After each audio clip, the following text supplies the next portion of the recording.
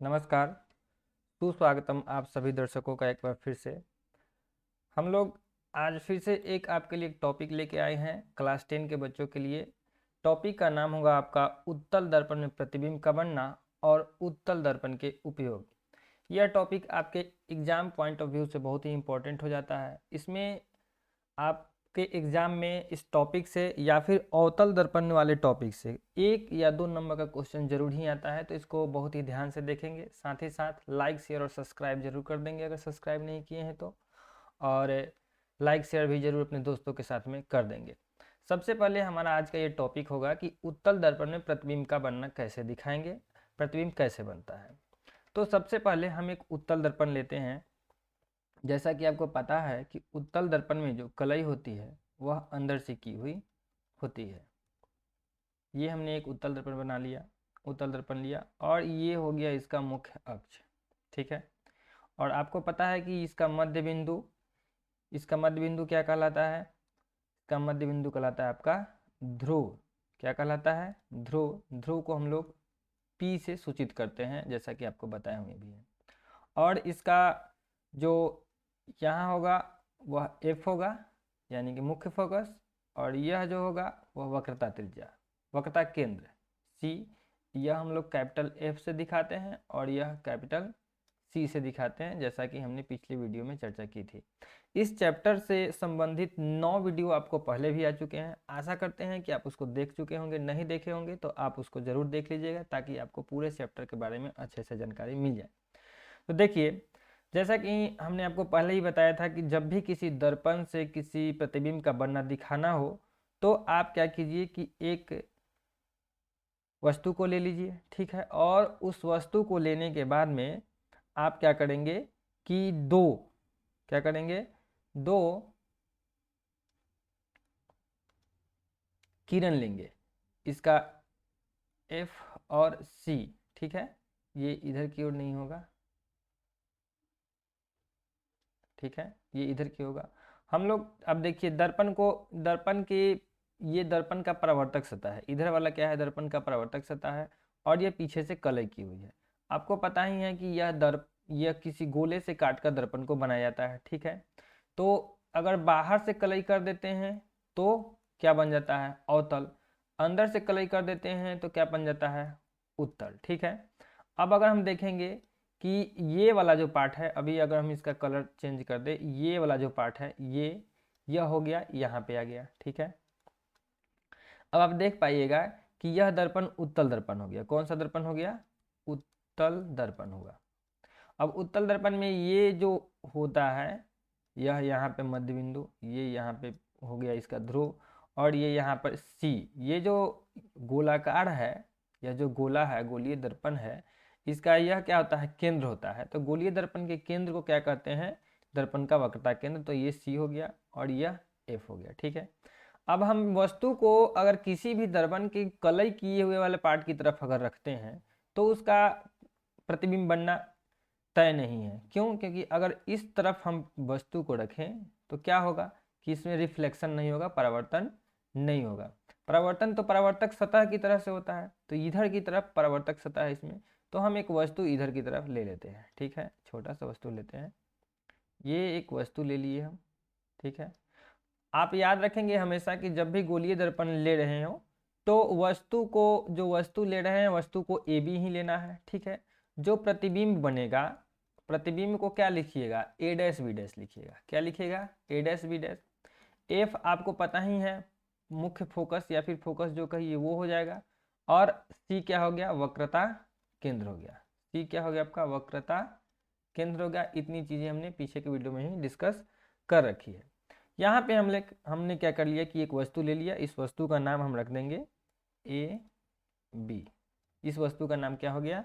AB object हो गया। अब आपको बताए थे कि इससे 2 किरण हम लोग आपतित कराएंगे इस पर, इस दर्पण पे। तो 2 किरण हम क्या करते हैं कि अभी यहाँ पे हम लोग ड्रॉ कर लेते हैं। 2 किरण हम खींच लेते हैं। एक किरण ये हो गई, ठीक है, जो इस पे पड़ी है ना। और एक किरण क्या होगा कि इस C की तरफ इंसिडेंट कराएंगे, मतलब कि इसको पास कराएंगे। तो ये देखिए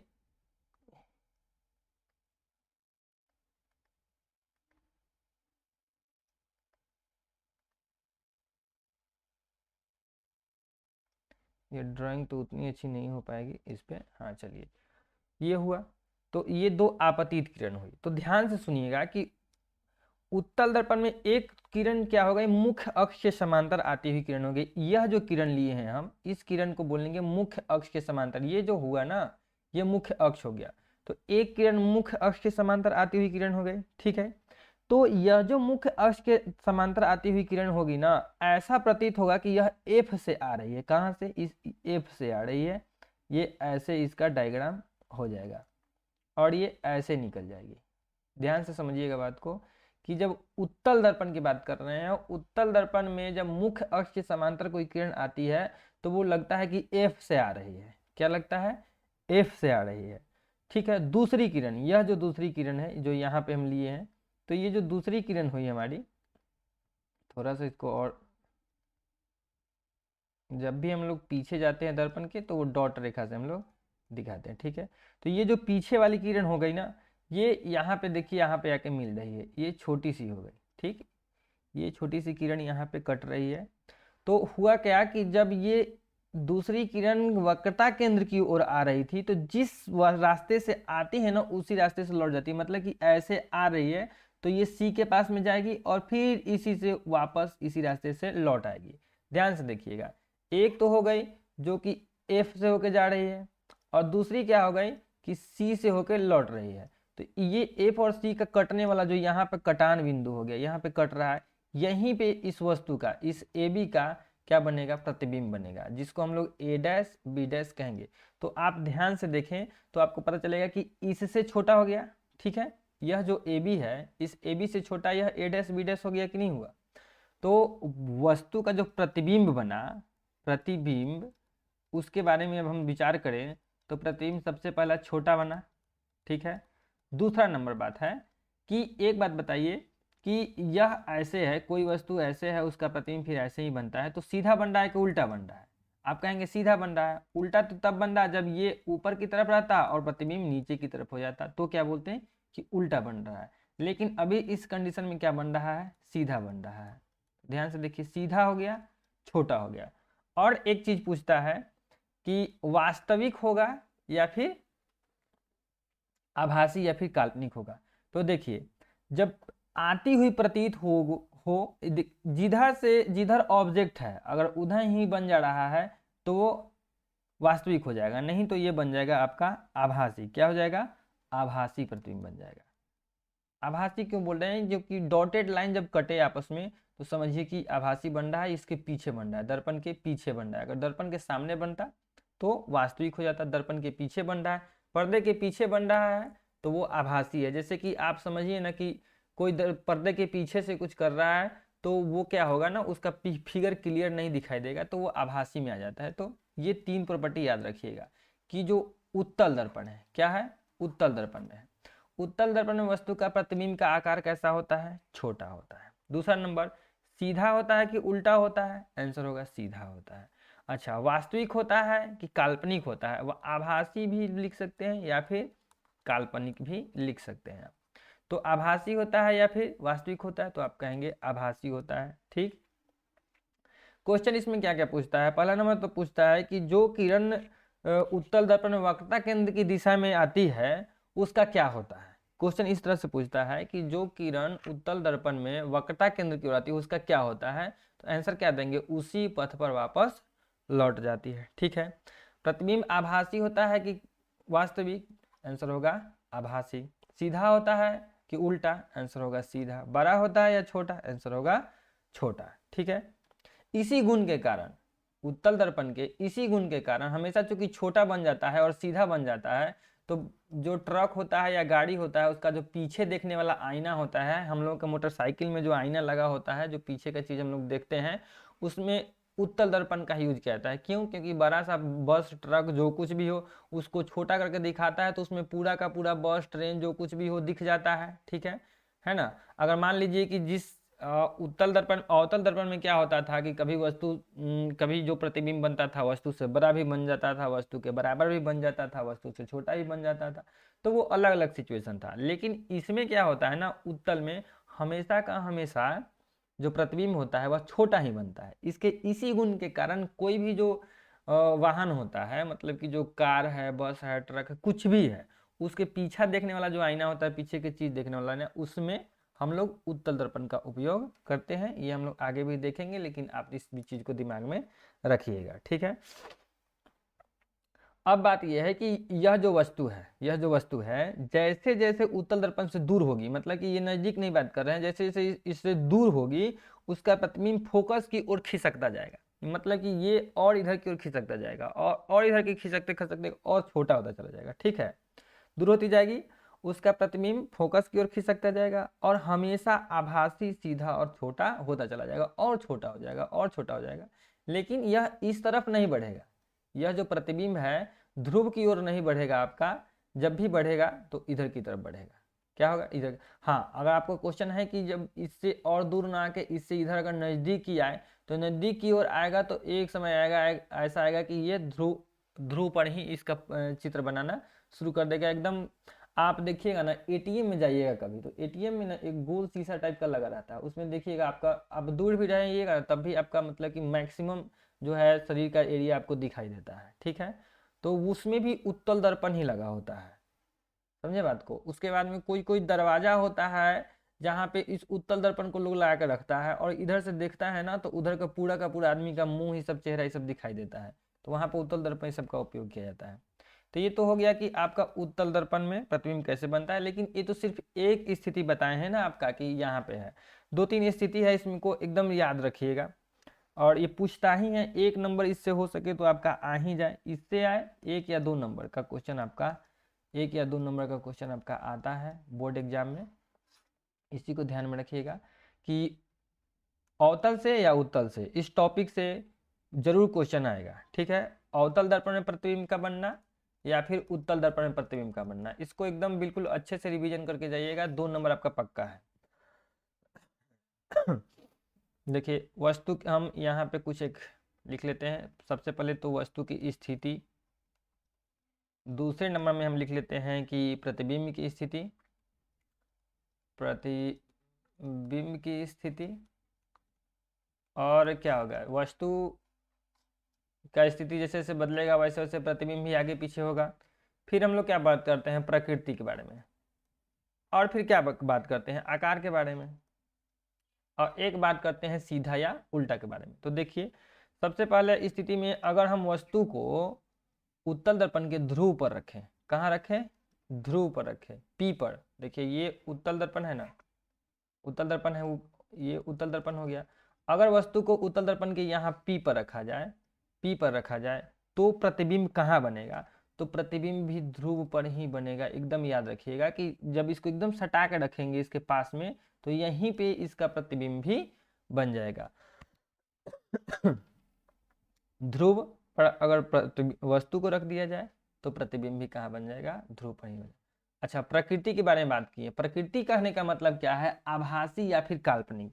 तो एकदम आंख बंद करके याद रखिएगा कि जो उत्तल दर्पण है उसमें कभी भी प्रकृति जो है आभासी ही रहेगा। क्या होगा, आभासी ही रहेगा।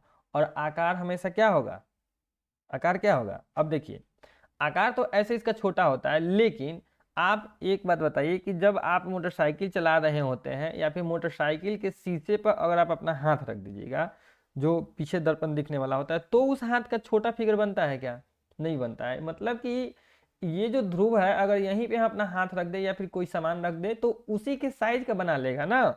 तो इस स्थिति में जब ध्रुव पर होगा तो एकदम बराबर आकार वाला क्या कर लेगा, इसको बना लेगा, ठीक है, बराबर आकार का बना लेगा।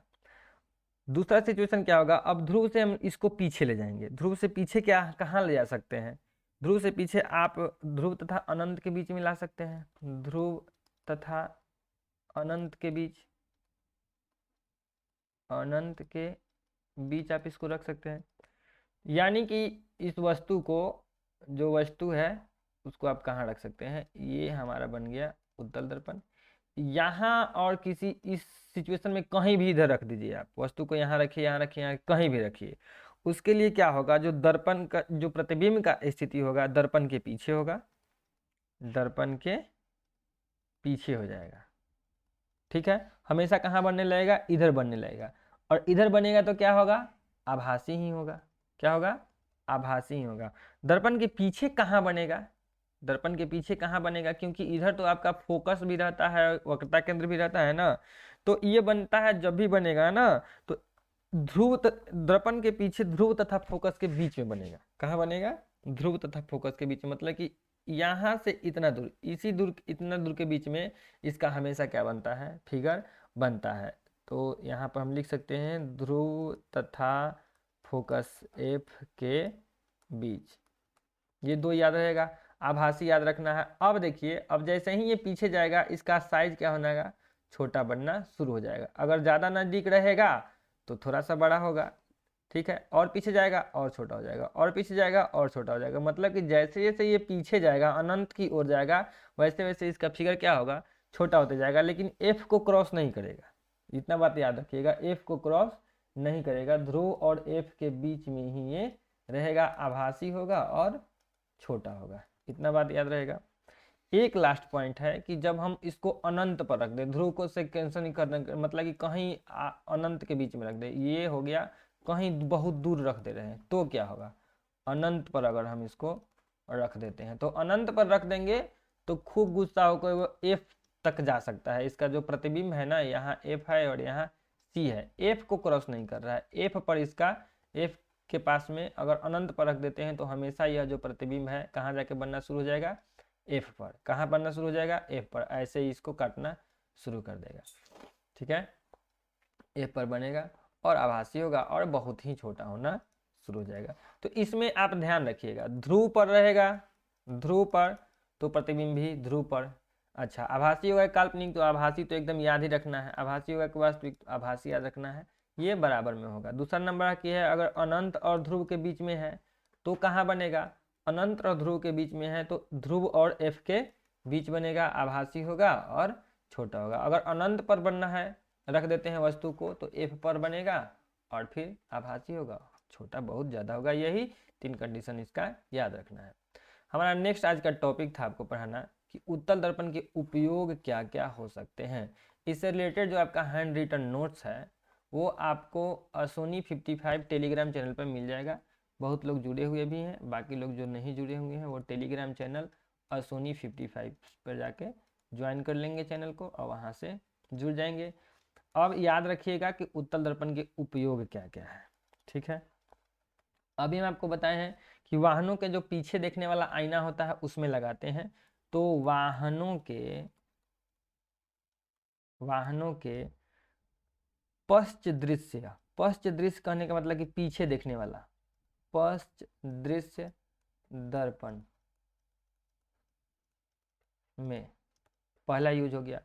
दूसरा यूज हो जाएगा सुरक्षा के लिए, एटीएम हो गया, सुरक्षा के लिए आपका जो एटीएम होता है वहाँ पे लगा होता है, ठीक है। और भी कई जगहों पर, जैसे घर में हो गया और कई अन्य स्थानों पर लगा हुआ आपको रहता है, आपको पता भी नहीं चलेगा कि वहाँ लगा हुआ है, लेकिन मिल जाएगा।